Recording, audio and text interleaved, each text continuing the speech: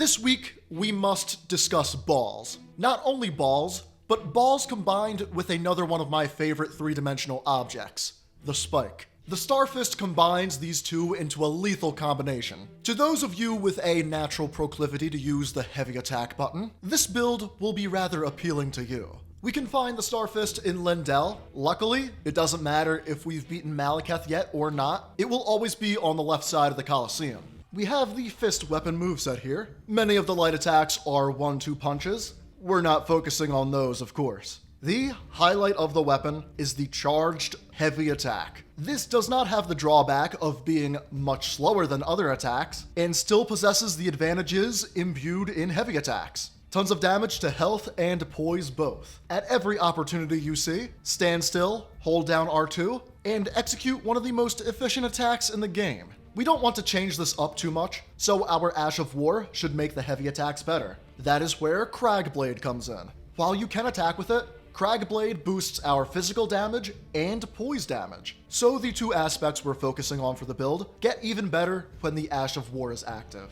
Our spells are the usual suspects. Golden Vow for 15% more damage and 10% more damage negation, and Flame Grant Me Strength for better stamina regeneration and 20% more physical damage. Cragblade is cheap, and we only need to cast it a couple times a fight, so most of our FP bar is reserved for these incantations. At the start of the fight, use your buffs in descending duration order. First the Flask, then Golden Vow, then Cragblade, and finally Flame Grant Me Strength. It doesn't matter if it's the start of the fight, middle, or end of the fight, you're going to use heavy attacks with the Starfist. Occasionally, there was a smaller opening I wanted to capitalize on, to either keep poise down or add to bleed buildup. So don't write off the light attacks completely, only know that your heavy attacks will be so much better.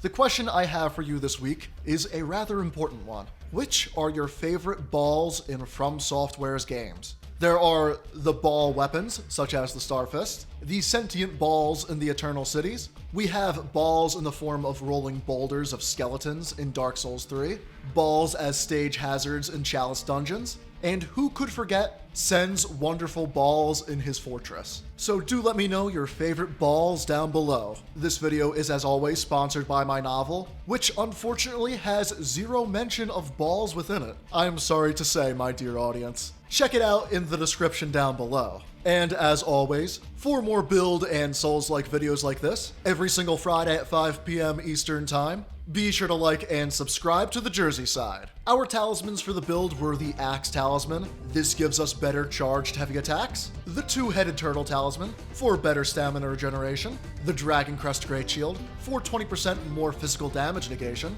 Couple this with the Scaled Armor, and we are rather tanky. And finally, the Lord of Blood's Exaltation. The Starfist has innate bleed buildup, and I did get a bleed proc on nearly every fight I could have, but since the weapon doesn't have very high buildup, and we are using heavy attacks, I didn't see as many bleed procs as I wanted to.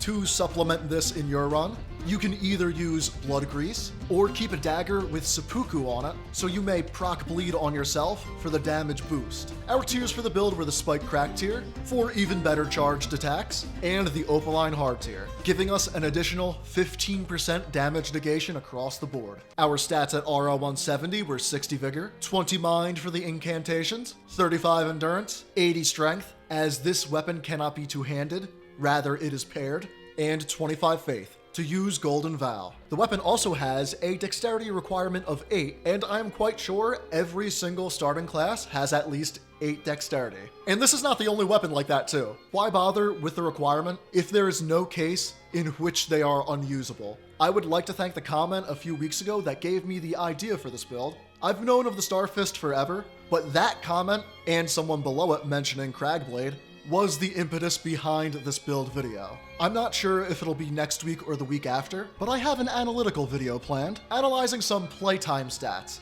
across much of the Souls and Souls-like genre.